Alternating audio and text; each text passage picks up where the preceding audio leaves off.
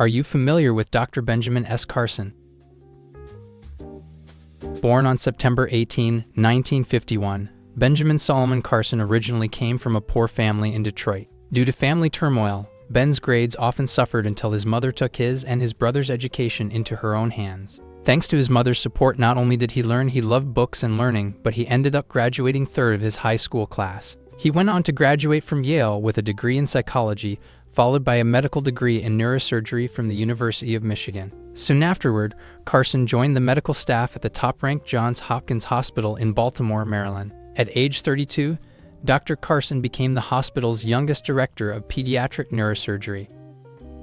In 1985, he revived a little-used surgical procedure, the hemispherectomy, which involved removing half the brain. This procedure had been stopped in the 1970s after hundreds of failed attempts. Dr. Carson, however, was able to complete it successfully. He made medical history again in 1987 when he led a team of 140 surgeons and nurses in a 22-hour surgery that successfully separated Siamese twins who were conjoined at the back of the head. Until then, either one or both twins died during or after the complicated surgery. Dr. Carson can also be credited with performing the first intrauterine surgical procedure to relieve pressure on the brain of a fetal twin.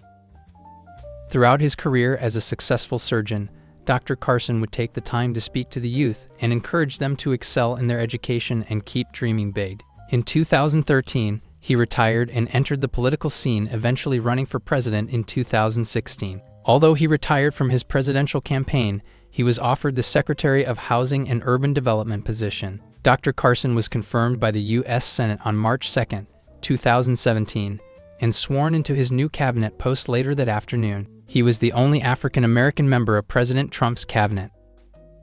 Find more information on my Black History, net and blackpast.org.